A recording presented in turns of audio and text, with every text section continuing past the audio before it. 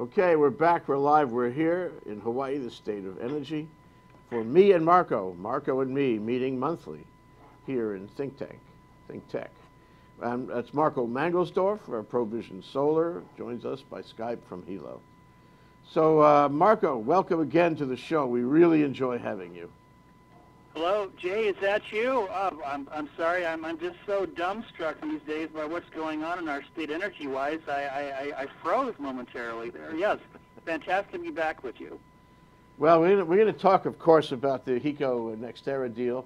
But before we do, let's sort of ramp up and look at some of the things that have been happening. The first is the conference that you spoke at 10 days ago, and which was punctuated by the news about the deal. That must have been something. So give us a précis about what that was about, whether it was useful, and how it was disrupted by the press release on the NextEra deal. Well, I'd be happy to, Jay. Interestingly, we had the opening speaker on the first day, which was that Wednesday, was none other than Ms. Constance Lau, the CEO of Hawaiian Electric Industries, who gave the opening address. Little did we know that within hours she would be attending another function announcing the acquisition of Hawaii's largest by market cap and revenue, if I'm not mistaken, acquisition of Hawaiian Electric Industries by NextEra Energy. So it was, of course, she couldn't speak to us at that conference about what was going to go down several hours later, because of course all that stuff was tightly choreographed. But it was a remarkable day. Around noon or so, you'd had people who were just furiously glued to their smartphones as word was getting out about this sale. So it was a rather eventful day, needless to say. Marco, let me just take a short break here for technical, and we'll come right back, okay? Okay. Aloha, I'm Hunter Hevelin, host of Sustainable Hawaii here at ThinkTech Hawaii.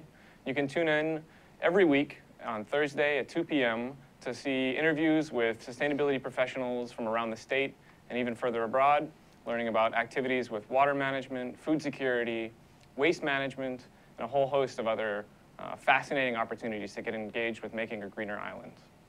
So if you're interested in making the transition from consuming individuals to communities of producers, check us out every Thursday. Aloha. Okay, we're back. We're live. We're here with Marco Manglesdorf, with me and Marco and me, meeting monthly about energy here in Hawaii, the state of clean energy. And we're talking about recent, blockbuster events around energy in Hawaii. So moving on from the conference you had, you participated in 10 days ago, which was disrupted in that way. Excuse me. Can we talk about your latest numbers, Marco, on the decline of solar? Because I think that also is important to set the stage for our discussion of the NextEra deal. So what happened in the last your last research over the status of solar deals in Hawaii? Well, I just finished crunching the numbers for November PV permit data for the island of Oahu, which the average these past 7 or 8 months has been around 500 or so permits per month. So last month was 520, so it's right around the average, and represented the 19th straight month-over-month decline compared to the same months of the previous year.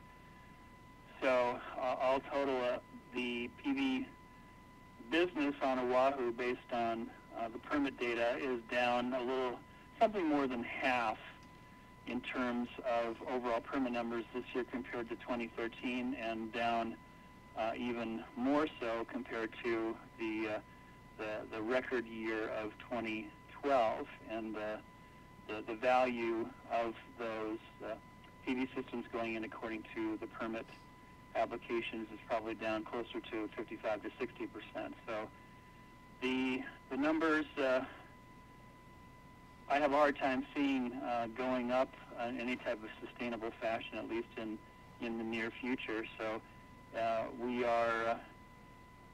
as an industry here in the state, or at least on the main island that's the driver in the state, which is Oahu, I think there's perhaps a case that can be made that this may be a terminal decline. Terminal at least, not perhaps forever and ever, but at least for the next, let's say, 6 to 36 months. So I have a hard time making a case for much optimism, at least in that time frame, as far as the PV industry starting to tick back up in any type of sustainable fashion. What was that really interesting piece you sent me about how this was, at the end of the day, was all a question of economics, how this all interrelates between people taking solar or trying to and getting off the grid and the utility responding to that, and it sort of points into a corner somehow if you extend it forward. What was that quote? Well, I had a meal with one of my utility friends not that long ago, and I asked that person their take on kind of, where's the end point, where's the end game as far as a rooftop solar, distributed generation solar, which we differentiate from utility scale solar. And this person looked at me and just essentially said, it's going to be based on economics. And I said, well, what do you mean by that exactly? And they explained that it's going to be most likely a matter of cost.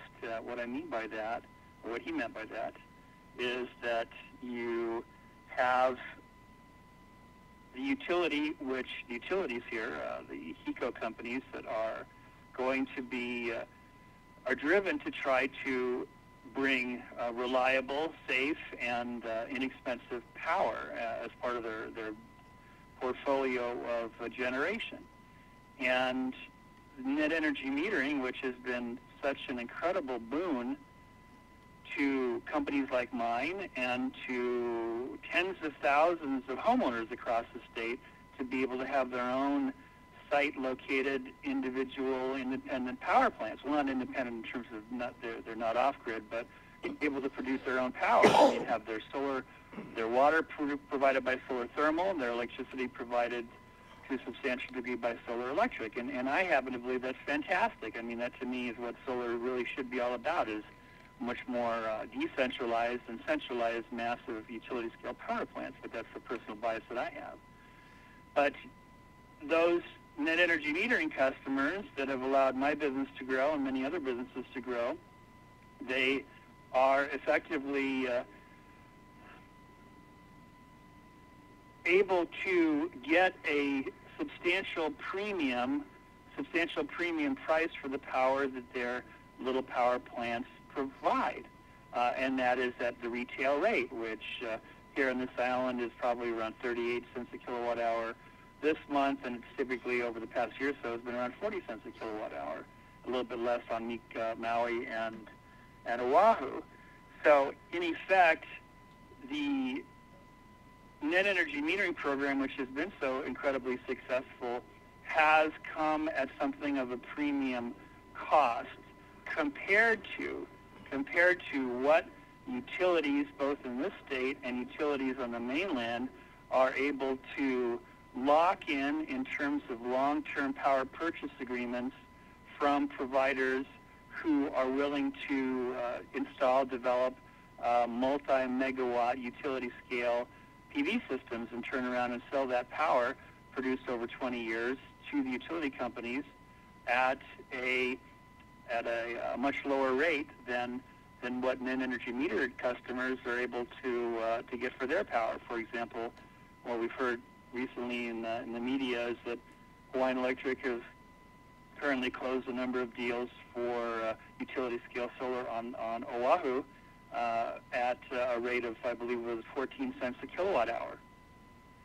And I've also heard as well that places on the mainland, for example, Georgia, you have utilities there who are closing deals with PV developers of utility-scale PV for as low as 6 cents the kilowatt hour.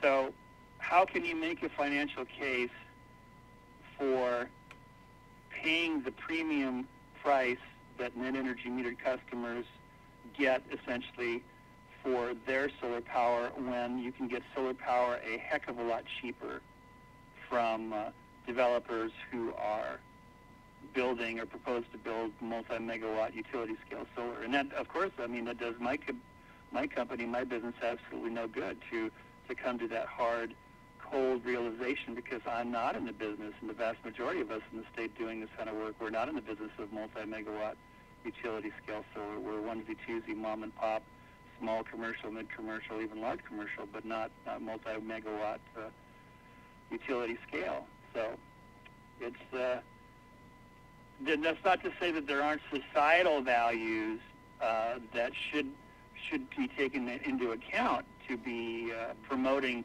decentralized solar, rooftop solar. And I happen to believe that there's a substantial value in that. But when you look at the economics and you look at the financials of small-scale rooftop PV compared to multi-megawatt utility-scale PV, I mean, there's just no comparison. Well, it's hard to understand, you know, the distinction between 14 cents for a renewable kilowatt hour versus 6 cents. It's hard to figure out why that would be different, because nothing presents very easily.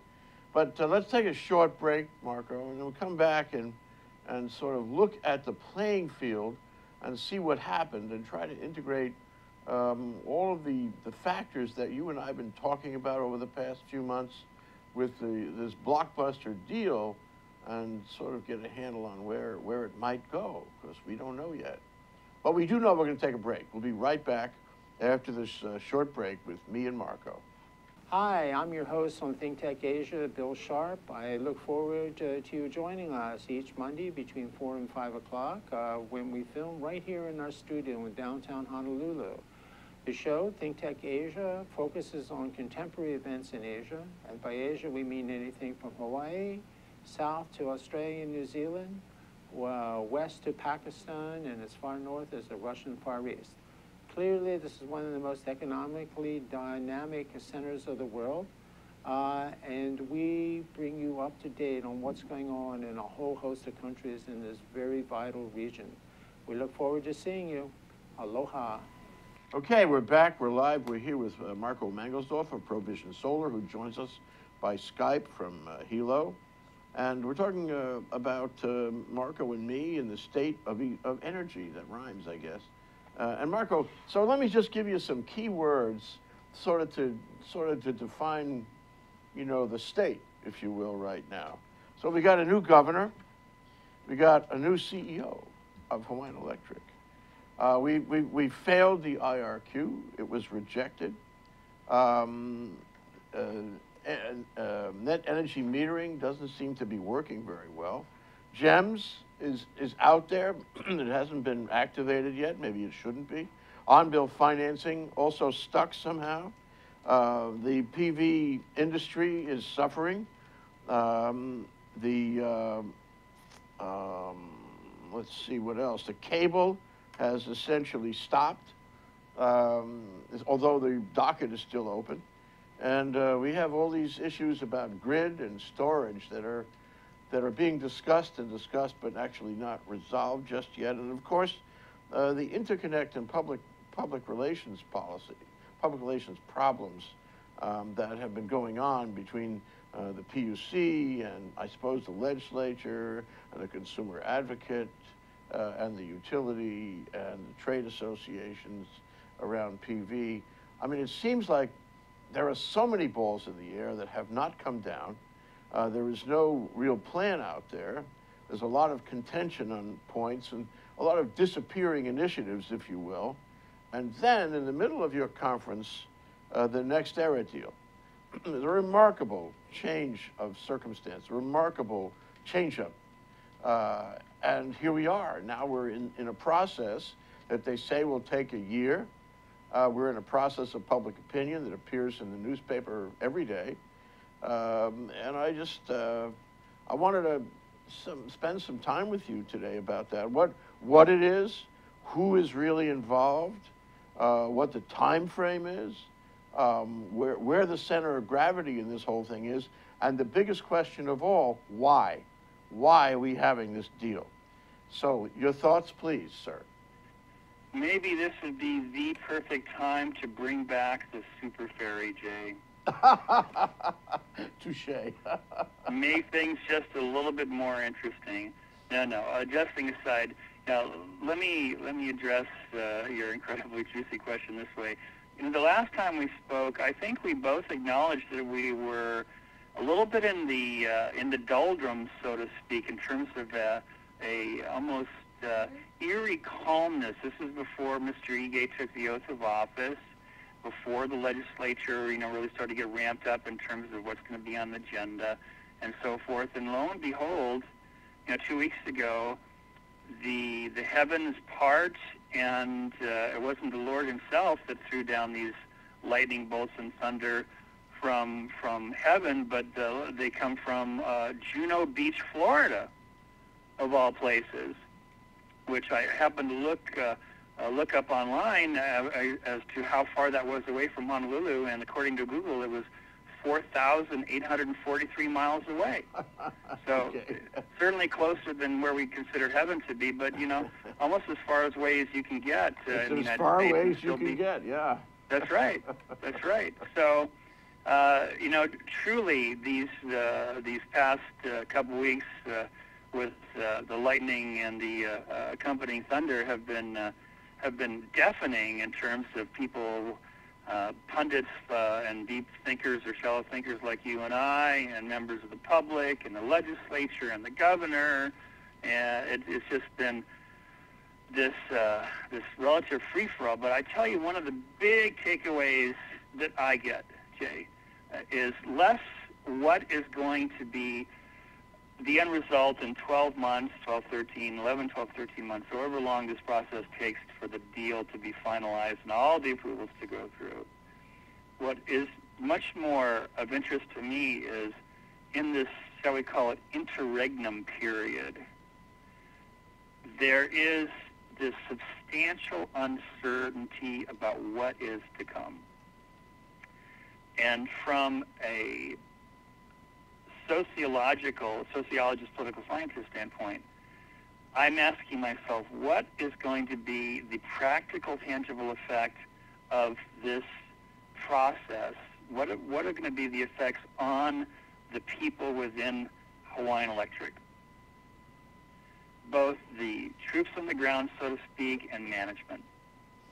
And my concern is that when you have this degree of uncertainty about the new owners, what are they going to do? What changes will be affected? Will they do much in terms of personnel changes in strategic direction, day-to-day operations? That things like this have a strong tendency to freeze personnel in terms of the folks thinking, I don't want to make any mistakes. I need to keep my head down. Gee, maybe I should consider early retirement when I wasn't really thinking about it.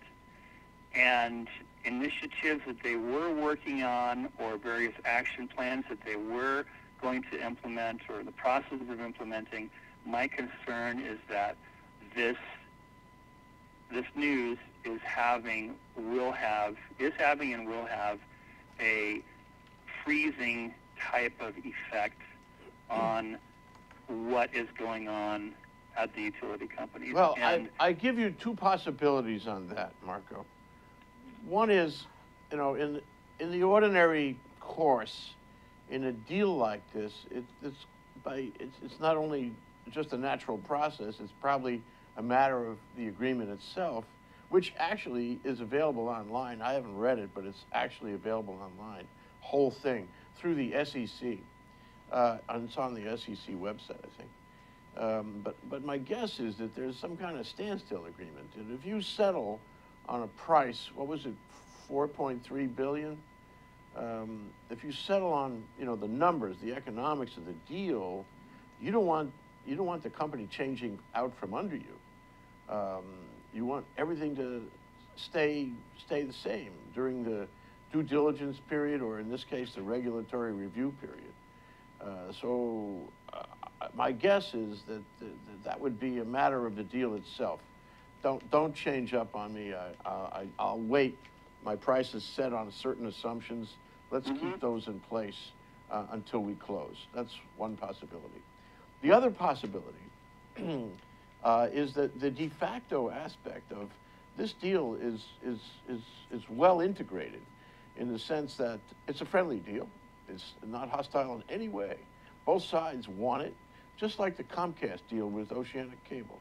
And they want to work together. Their agreement is to work together to, have it approved and have it succeed. And deal with, the public and the government agencies involved.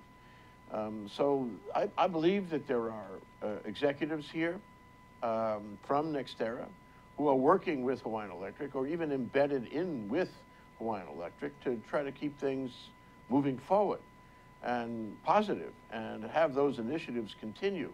The kinds of things that Alan Oshima said would happen, it's in their joint interest to have those things happen. And indeed, only a few days ago, and a week after the announcement of the deal, Hawaiian Electric announced a bunch of utility scale renewable projects that they had agreed to or were involved in. So, I mean, there's sign of movement too, and it's hard to say how this is going to actually play out, but there is a substantial possibility that the way this is going to work is that the things we expected to happen, the things they said would happen, would in fact happen during that 1 year period. Not everything, nothing drastic, but those kind of positive things would happen in that period. Preserve value, if you will. I certainly get your point, and I think that makes sense from the position of top management. I guess I'm thinking about less so on the Constance Lau, Alan Oshima level than I am on the mid-management and the boots on the ground. The day-to-day staff. They're doing their best to try to do the best job that they can. Well, if you were NextEra, you would certainly want the troops to be happy. You wouldn't want wouldn't want to lose anybody. You wouldn't want to demoralize anybody in the company. And indeed, they said, I forget how many years they said, was 2 years maybe or more, that everything would stay the same. That there would be no great changes in the personnel or in executive employees, and just trying to keep everything cool. It would not be cool, I think, if there were disgruntlement there, or people got shied. They got concerned about the deal. I mean, people inside the company got concerned about it and wanted to make a career somewhere else. That would work against the deal, I think, and it would work against the smooth transition, which I think they all want. I doubt very much, Marco, that either side of this transaction would want or allow there to be any negative moves in terms of either the rank and file employees or the executives. Well, no, I agree with you, Jay, but I mean, I don't think anybody can dispute the notion that there is and will be a rather high degree of uncertainty over the months to come. I don't think that's disputable. And it's just basic human nature that when that level of uncertainty exists, that there is a level of concern and anxiety on the part of the people who are working under the roof of the company or companies that will or very well may be under new management and ownership at not too far in the distant future. That's really the principal point I'm trying to make. And you're absolutely right. You're absolutely right that if you parse the language that has been used by Jim Robo, the CEO of NextEra, by Connie Lau, by Alan Oshima, by all the people who are issuing press releases and reports and so forth. They are saying all the right things. In fact, I would observe that they are saying the only things that they can say in terms of, look, we all want to work together. We want to bring electric costs down. We want to promote renewables. We're not planning any workforce reductions, a wonderful euphemism, at least not until, a couple of years. Those are really the only things they can say, because to say otherwise, such as we have dramatic changes involved, we're going to slim down the company, we're going to do a top-to-bottom review, I mean, that would all be incredibly counterproductive, right? Yes. To gaining the support that they need across the board to make this happen. So they're saying all the right things, absolutely. They are saying the only things that they can say to try to make this happen. Yeah, and who, and they're speaking to more than one constituency. They're speaking, of course, to their own employees. They're speaking to multiple government agencies. They're speaking to the governor. They're speaking to the public. They're speaking to the photovoltaic community, the industry. This is all in a goldfish bowl for a year, and the idea is to keep a lid on it. But let's take a short break and come back and examine those constituencies and those relationships and those messages for a few minutes and see, the best way they can go and see the problems or the challenges. That's Marco Manglesdorf. Here we are on Marco and Me, meeting monthly in Hawaii, the state of clean energy. I'm Jay Fidell, and I'll be back in just a few seconds. Hi, I'm Donna Blanchard. I'm the host of Center Stage here on the ThinkTech Digital Series. The show is every Wednesday from 2 o'clock to 3 o'clock, and I want you to watch this show because I think that when we talk with artists on the show about what they do, how they do it, and most importantly, why they do it, I believe that it resonates within each of us, and we find something inside of ourselves that brings us closer to all of humanity. That's what arts are there to do, and that's what I'm here to do on this show. That's Center Stage. It's on every Wednesday from 2 to 3 o'clock. I hope to see you there. Okay, we're back. We're having a good discussion, Marco and me, in the Marco and Me Meeting Monthly show here on Hawaii, the state of clean energy. And Marco is with Provision Solar, joins us from Hilo by Skype. So Marco, I forgot to mention at least two other constituencies. One is the stockholders. I suppose also the stockholders of, NextEra, Florida Power and Light. And I suppose the lenders, the borrowers, the lenders and the banks, who have credit out there. So, gee, it's a complicated business, and I suppose every deal like this has to be complicated. To its credit, NextEra has successfully accomplished a number of deals like this. In fact, there's a national consolidation of energy right now, and in a transformation on the national stage, one would expect that to happen, and one would expect, that the given companies would become adept at it. And so I think we can assume they are adept at it. It's really interesting from Hawaii's point of view, because while we thought that HECO was really big, now in distinction to the acquiring company, they're not so big. But I wonder if we can step through those constituencies and see what their roles will be and see what the interaction will be. For example, the governor, he's sitting on the appointment of, or the confirmation of another member of the PUC. It's either Mina Morita, who's sitting there now on a holdover, or a brand new one. And that new chair could be from among Mike Champley or Lorraine Akiba, or it could be another person altogether. And so that's really unknown. And I don't think there's even rumors about who it might be. There's a lot of action about it, but we don't really know what he's going to do. What effect is all that going to have? And what effect is his appointment of a new DBED, who is DBED director, who is technically the state's chief energy officer, is that going to have? He has a lot of appointment control here, And those appointments undoubtedly are going to have an effect on energy and thus on this deal. Yeah, no, excellent points, Jay. And, you know, on a personal level, I had a chance to see Hermina Morita a couple weeks ago in Honolulu, and I've known her since her days as chair of the Energy Environment Committee when she was rep from Kauai, and I think very, very highly of Mina. And I tell you, my heart goes out to her. I feel that she has been essentially left to twist in the wind for 6 months now, since Governor Abercrombie declined to renominate her for a full term at the PUC.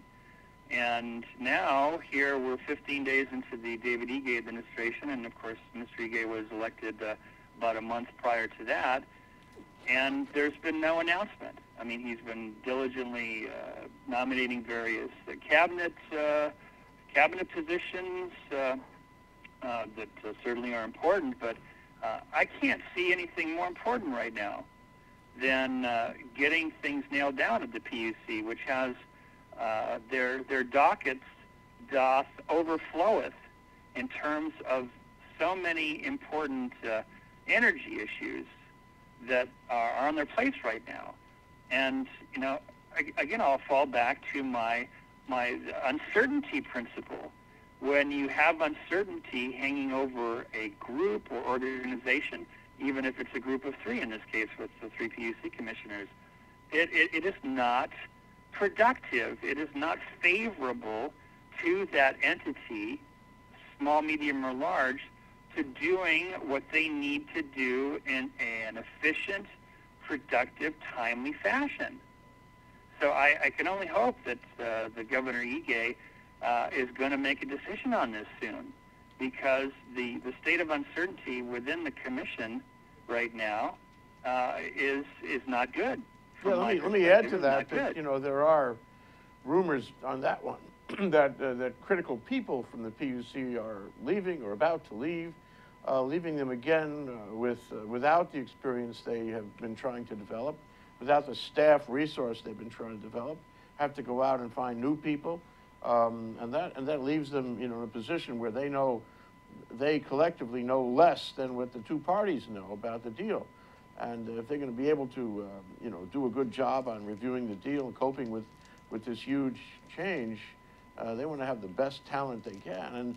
And the existing staff is the best they can get right now. So it would be a real shame if they lost any staff at all. So I agree with you that he should move. He should find somebody really good on this and make that person the chair and make it clear that he considers this the highest priority. And on that point, Marco, the other thing I wanted to mention in response to your comment is, yes, this is the most significant deal the state has seen.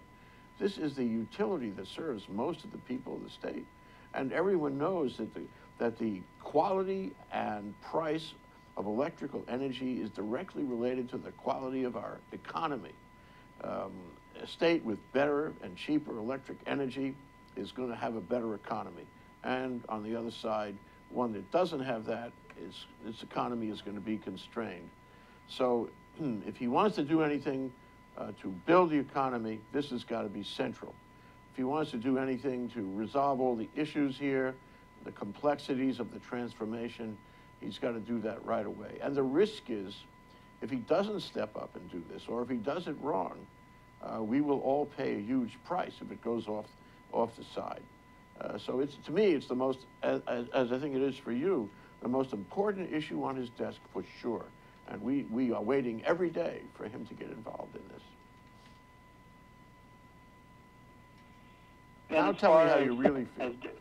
As far as DBED is concerned, I give that less thought, honestly, because it's not as impactful as what decision he makes regarding the public utilities.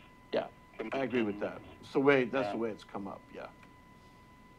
Although I'll say this, that a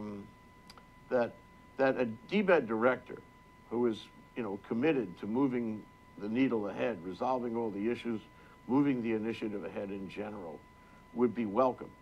and could make a big difference. And if he could find somebody who will step in, you know, to me, the DBED director is the most important cabinet position, and this is the most important part of the DBED director's job.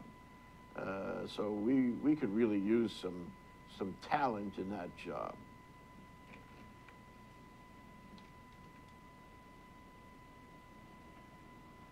I agree, Jay. I agree. Anyway, so let's look at the other things. Let's look at the let's see, all those regulatory things that are bouncing around: net energy metering, the GEMS program, the on-bill financing program, the question of what to do with you know, with PV in general, the interconnect issue. All those are still pending, and when you have a deal like this, it occupies all the oxygen. And so query, what happens to the resolution of these things? I go back to the point you made initially, and that is that these are the kinds of things that could languish for, you know, for attention while everybody is focused on the deal itself. So how do we deal with that? Well, kind of one of the most pressing concerns for, if we can take at face value the numbers that have been bandied about, is in 4,000 plus homeowners on Oahu and 300 plus each for Hawaii Electric Light Company on the Big Island, and then 300 for Maui Electric, of homeowners who have been, what's the phrase, languishing in the queue, so to speak, as far as folks who want to move forward with a photovoltaic system on their home, and who have been waiting patiently, or perhaps not so patiently, for months or longer. And the announcement, what was it, 6 or so weeks ago, from Hawaiian Electric, that they had come up with essentially an action plan in response to the PUC saying, look, I mean, you guys you're blowing it. You're blowing it. You need to come up with a plan. You need to tell us what the plan is. So that's what Hawaiian Electric did. And they put out this plan that said essentially, well, we expect to take care of X number of people by April, and we expect to take this coming April, and we expect to take care of the rest of them by December. And that how much breathing room that will get them, I guess can be debated, but getting there from here, from what I can tell, is not going to be an easy, simple path to get to where we want to go. So the takeaway for me is that those thousands of people who have been waiting to get approved to move forward with a PV system, I fear that when push comes to shove regarding the required inverter parameter changes and verifying that, and who's going to be paying for it? Is it going to be inverter manufacturers? Is it going to be the utility company? Is it going to be the homeowner themselves? There are still many questions and challenges which have yet to be determined, which have yet to be addressed in terms of how this is all going to play out. So my fear is that expectations have been raised amongst these thousands of folks who have been given some hope that they will be able to go forward, and my fear is that it's just not going to play out as easily or in as timely fashion as perhaps is being purported to. And that's one of the worst things you can do, is raise someone's expectations and not follow through. Yeah, well, that goes to my last question for you today, Marco, and that is the public. It's another constituency. The public has, you know, somewhere along the line gotten pretty negative, and that negativity, to some extent, is already in the paper on the deal and on NextEra. I hate to see that, but query, you know, what should a rational public be thinking right now? Should a public be looking for raw meat, looking to, you know, focus animosity? Should a public be sitting on the sideline waiting to see what happens? What should they be asking? What should they be thinking and saying? How can they constructively participate, you know, in this, you know, this bump in the road, if you will, this enormous blockbuster deal that will change our energy, our economy, and our state? What should they be doing? I think they're doing exactly what they are doing, Jay, and what they will continue to do, which is to pipe up to their elected representatives, to send letters to the Public Utility Commission directly, to communicate their concerns to the governor. I think they will. I mean, regardless of how big the issue may be, I mean, typically you only get a very small percentage of the public that gets involved in one particular issue, but that small percentage can often be quite vocal. So I think they're going to continue to be quite vocal and be patient to some extent when it comes to something as big and lumbering as this takeover is going to be. But they're going to be less patient, I think, when it comes to trying to get a definitive answer from their friendly utility company as to when, in fact, they could move forward with their PV system that they've been waiting for 2 months, 6 months, 8 months, or longer to be able to bring forward. So. All right, let's go to the next show. It's a challenging time right now, and I think to tell everyone, well, we just have to be patient. Yes, I agree with that. Marco, we have to move on to our next show involving research in Manoa. So I'll say farewell to you. Thank you so much for joining us again. And I look forward to the next time we speak. Hopefully will be soon here on Marco and Me Meeting Monthly. Thank you, Marco Manglesdorf. Always a great pleasure, Jay. Thank you so much.